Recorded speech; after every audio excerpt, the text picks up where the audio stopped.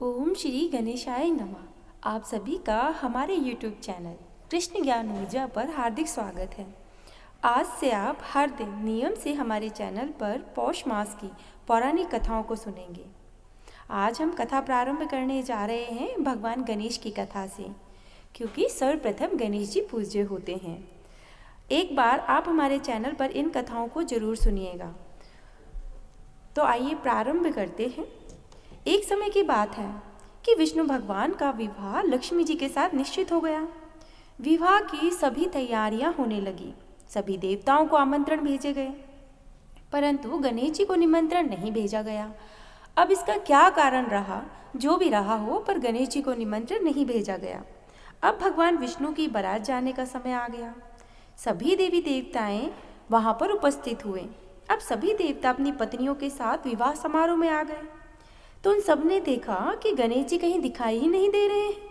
तब वे आपस में चर्चा करने लगे कि क्या गणेश जी को न्योता नहीं दिया गया है, या फिर स्वयं गणेश जी ही स्वयं नहीं आए हैं।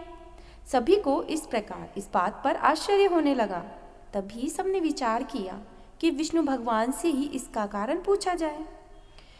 विष्णु भगवान से पूछने पर उन्होंने कहा कि हमने गणेश जी के पिता भोलेनाथ महादेव को निमंत्रण भेजा है। यदि गणेश जी अपने पिता के साथ आना चाहते हैं तो आ जाते। अलग से न्योता देने की उन्हें कोई आवश्यकता नहीं थी। दूसरी बात यह है कि उनको 1.25 मन मूंग, 1.25 मन चावल, 1.25 मन घी, 1.25 मन लड्डू का भोजन दिन भर में चाहिए। यदि गणेश जी नहीं आएंगे तो कोई बात नहीं, दूसरे के घर जाकर इतना सारा खाना पीना अब अच्छा थोड़े नहीं लगता है। इतनी वार्ता चल ही रही थी कि किसी एक ने सुझाव दिया, यदि गणेश जी भी आ जाएं तो उनको द्वारपाल बनाकर बिठा देंगे कि आप घर का ध्यान रखना। आप तो चूहे पर बैठकर धीरे धीरे चलोगे तो बारात से बहुत पीछे रह जाओगे। यह सुझाव भी सबको पसंद आ गया। तो विष्णु भगवान ने अपनी सहमति इस बात पर दे दी। अब होना क्या था, इतने में गणेश जी भी वहां आ पहुंचे और उन्हें समझा बुझाकर घर की रखवाली के लिए बिठा दिया गया। बारात चल दी। तब नारद जी ने देखा कि गणेश जी तो दरवाजे पर ही बैठे हुए हैं, और वे गणेश जी के पास गए और रुकने का कारण पूछने लगे। इस पर गणेश जी कहने लगे कि विष्णु भगवान ने मेरा बहुत अपमान करा है। नारद जी ने कहा कि आप अपनी मूषक सेना को आगे भेज दो, वह रास्ता खोद देगी जिससे उनके वाहन धरती में धंस जाएंगे। तब उन्हें आपको सम्मानपूर्वक बुलाना पड़ेगा। अब गणेश जी ने अपनी मूषक सेना को बुलाया और आगे भेज दिया। सेना ने जमीन पोली कर दी। जब बारात वहां से निकली तो रथों के पहिए धरती में धंस गए। लाख कोशिश करें परंतु पहिए निकले ही नहीं। सभी ने अपने अपने उपाय किए, परंतु पहिए फिर भी नहीं निकले, बल्कि जगह जगह से टूट गए। किसी ने समझ भी नहीं आया कि अब हुआ क्या है। तब तो नारद जी ने कहा, आप लोगों ने गणेश जी का अपमान करके बिल्कुल भी अच्छा नहीं किया। यदि उन्हें मना कर लाया जाए तो आपका कार्य सिद्ध हो सकता है और यह संकट टल भी सकता है। अब भगवान शंकर ने अपने दूत नंदी को भेजा और वे गणेश जी को लेकर आए। गणेश जी का आदर सम्मान के साथ पूजन किया गया। तब कहीं रथ के पहिए निकले। अब रथ के पहिए निकल तो गए, परंतु वे टूट फूट गए। अब उन्हें सुधारे कौन। पास के खेत में एक खेती काम कर रहा था, उसे बुलाया गया। खाती अपना कार्य करने के पहले श्री गणेशाय नमः कहकर गणेश जी की वंदना मन ही मन करने लगा। अब देखते ही देखते खाती ने सभी पहियों को ठीक कर दिया। अब खाती कहने लगा कि हे देवताओं, आपने सर्वप्रथम गणेश जी को क्यों नहीं मनाया और नहीं उनकी पूजा की, इसीलिए आपके साथ यह संकट हुआ है। हम तो मूर्ख अज्ञानी हैं, फिर भी पहले गणेश जी को पूजते हैं, उनका ध्यान करते हैं। आप लोग तो देवतागण हैं, फिर भी आप गणेश जी को कैसे भूल गए। अब आप लोग भगवान श्री गणेश जी की जय बोल जाएं तो आपके सारे काम बन जाएंगे और कोई भी संकट आपके ऊपर नहीं आएगा। ऐसा कहते ही बारात वहां से चल दी और विष्णु भगवान का लक्ष्मी जी के साथ संपन्न हुआ विवाह और सभी सकुशल घर लौट आए। जय श्री गणेश जी की। आइए अब कथा को प्रारंभ करते हैं। नारद जी ने पूछा, भगवान, जो सर्वोत्तम मूढ़ों के लिए ज्ञान की वृद्धि करने वाला तथा अमृत का उत्तम सागर है, उस अभिसिप्त प्रकृति खंड को मैंने सुन लिया है। अब मैं गणेश खंड को, जो मनुष्यों के संपूर्ण मंडलों का मंडल स्वरूप है और गणेश जी के जन्म वृतांत से परिपूर्ण है, उसे सुनना चाहता हूँ। तो हे जगदीश्वर, भला पार्वती के शुभ उदर से सुरश्रेष्ठ गणेश जी की उत्पत्ति हुई कैसे? किस प्रकार पार्वती जी ने ऐसे पुत्र को प्राप्त किया? गणेश जी किस देवता के अंश से उत्पन्न हुए? उन्हें जन्म क्यों लेना पड़ा? वे आयोजित थे या किसी योनि से उत्पन्न हुए थे? उनका ब्रह्म तेज कैसा था? उनमें कितना परब्रह्म था? उनकी तपस्या कैसी थी? उनका पराक्रम कैसा था? वे कितने ज्ञानी थे तथा उनका यश कितना निर्मल था? हे जगदीश्वर नारायण, शंभु और ब्रह्म के रहते हुए संपूर्ण विश्व में उनकी पूजा अग्र क्यों की जाती है? वे हाथी के मुख वाले एक दंत विशाल तोंद वाले कैसे हो गए? हे महाभाग, पुराणों में उनके रहस्य में जन्म वृत्तांत का वर्णन किया गया है। आप उस परम मनोहर तथा अत्यंत विस्तृत चरित्र को पूर्ण रूप से वर्णन तो कीजिए, क्योंकि उसे सुनने के लिए मुझ में परम कौतूहल हो रहा है। नारद के ऐसे वचनों को सुनकर श्री नारायण ने कहा कि मैं उस परम अद्भुत रहस्य का वर्णन कर रहा हूँ नारद, तो तुम ध्यान से सुनना। वह पाप संताप को हरने वाला, संपूर्ण विश्वों का विनाशक, समस्त मंडलों का दाता, सार रूप, निखिल श्रुति के लिए मनोहर, सुखप्रद, मोक्ष का बीज तथा पापों का मूलोच्छेद करने वाला है।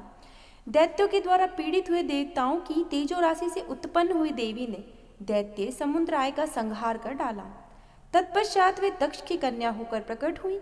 उस समय उन देवी का नाम सती था। उन्होंने अपने स्वामी की निंदा होने के कारण योग चारणा के द्वारा अपने शरीर का परित्याग कर दिया और फिर शैलराज की प्रिय पत्नी के पेट से जन्म लिया।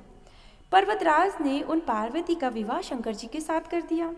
तब माँ जी उन्हें साथ लेकर निर्जन वन में चले गए। वहां दीर्घ काल तक शंकर पार्वती का विहार चलता रहा। जब देवताओं ने आकर विहार से विरक्त होने के लिए उनसे प्रार्थना की, तब भगवान शंकर विरक्त हो गए। उस समय महादेव जी का शुक्र भूमि पर गिर पड़ा, जिससे स्कंद कार्तिकेय उत्पन्न हुए। तब पार्वती जी ने श्री शंकर जी से एक श्रेष्ठ पुत्र के लिए प्रार्थना की। इस पर महादेव जी ने कहा कि हे पार्वती, मैं तुम्हें एक उपाय बतलाता हूँ, तुम उसे ध्यान से सुनना। उससे तुम्हारा परम कल्याण होगा, क्योंकि त्रिलोक में उपाय करने से कार्य सिद्धि तो होती ही है। मैं तुमसे जिस उपाय का वर्णन करूँगा वह संपूर्ण अभिष्ट सिद्धि का बीज रूप, परम मंडलदायक तथा मन को हर्ष प्रदान करने वाला है। तो हे वरानने, तुम श्री हरि की आराधना करके व्रत आरंभ करो। 1 वर्ष तक इसका अनुष्ठान करना होगा। इस व्रत का नाम है पुण्यक व्रत। यह महाकठोर बीज कल्पतरु के समान अभिष्ट सिद्ध करने वाला, उत्कृष्ट, सुखदायक, पुण्यदाता, सार रूप और पुत्रपद तथा समस्त संपत्तियों को देने वाला है। हे प्रिय, जिसे नदियों में गंगा, देवताओं में श्री हरि श्रेष्ठ हैं, वैष्णवों में शिव, देवियों में तुम, वर्णों में ब्राह्मण, तीर्थों में पुष्कर, पुष्पों में पारिजात, पत्रों में तुलसी दल, पुण्य प्रदान करने वालों में एकादशी तिथि, वारों में पुण्यप्रद रविवार, मासों में मार्गशीर्ष, ऋतुओं में बसंत, वत्सरों में संवत्सर, युगों में कृतयुग, पूजनियों में विद्या पढ़ाने वाले गुरु और गुरुओं में भाता, आतप्प जनों में साध्वी पत्नी, विश्व स्तनों मन में, धनों में रत्न, प्रियजनों में पति, बंधुओं में पुत्र, वृक्षों में कल्पतरु और फलों में आम का फल, वर्षों में भारतवर्ष, वनों में वृंदावन, स्त्रियों में शतरूपा, पुरियों में काशी, तेजस्वियों में सूर्य और सुखदाताओं में चंद्रमा, रूपवानों में कामदेव, शास्त्रों में वेद, शितों में कपिल मुनि, वानरों में हनुमान, श्रेष्ठों में ब्राह्मण का मुख, यश प्रदान करने वाली विद्या तथा मनहारिणी कविता, व्यापक वस्तुओं में आकाश, शरीर में अंगों में नेत्र, विभवों में हरिकंधा, सुखों में हरि स्मरण, स्पर्शों में पुत्र का स्पर्श और हिंसकों में दुष्ट, पापों में असत्य भाषण, पापियों में पुंपली स्त्री, पुण्यों में सत्यभामा, तपस्या में श्री हरि की सेवा, भक्ष्य वस्तुओं में अमृत, अन्नों में धान, पवित्र करने वालों में जल, शुद्ध पदार्थों में अग्नि, तेजस वस्तुओं में सुवर्ण, मीठे पदार्थों में प्रिय भाषण, पक्षियों में गरुड़, हाथियों में इंद्र का वाहन ऐरावत, देवर्षियों में नारद, गंधर्वों में चित्रकुमार। इसी प्रकार जिस प्रकार ये सभी अपने अपने कर्मों में श्रेष्ठ हैं, उसी प्रकार हे पार्वती, यह पुण्य व्रत संपूर्ण व्रतों में श्रेष्ठ माना गया है। तो हे महाभागे, तुम इस व्रत का अनुष्ठान करो। यह तीनों लोकों में दुर्लभ है। इस व्रत के पालने से ही तुम्हें संपूर्ण वस्तुओं का सार रूप पुत्र प्राप्त होगा।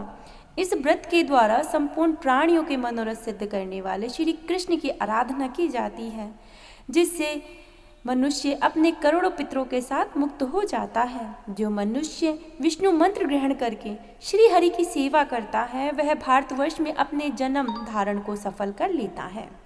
वह अपने पूर्वजों का उद्धार करके निश्चय ही वैकुंठ को जाता है और श्री कृष्ण का पार्षद होकर सुखपूर्वक आनंद का उपभोग करता है। वह भक्त अपने भाई, बंधु बांधव, भृत्य, संगी, साथी तथा अपनी स्त्री का उद्धार करके श्री हरि के परम पद को प्राप्त हो जाता है। इसीलिए हे गिरजे, तुम इस परम दुर्लभ विष्णु मंत्र को ग्रहण करो और तुम व्रत काल में इसी मंत्र का जाप करो, क्योंकि यह पितरों की मुक्ति का कारण है। यूँ कहकर भगवान शंकर गिरजा के साथ तुरंत ही तट पर चले गए और उन्होंने प्रसन्नतापूर्वक कवच और स्रोत सहित मनोहर विष्णु मंत्र पार्वती को बतलाए कि हे मुनि। तत्पश्चात उन्होंने पार्वती से पूजा की विधि और नियमों का वर्णन किया। तो कल के कथा अध्याय में हम शिवजी के द्वारा पार्वती से पुण्य कृत की सामग्री, विधि और फल का वर्णन उन्होंने किस प्रकार किया था उसको जानेंगे। अगर आपको कथा अच्छी लग रही हो तो आगे के अध्याय सुनने के लिए चैनल को जरूर सब्सक्राइब करें। जय श्री कृष्णा, राधे राधे।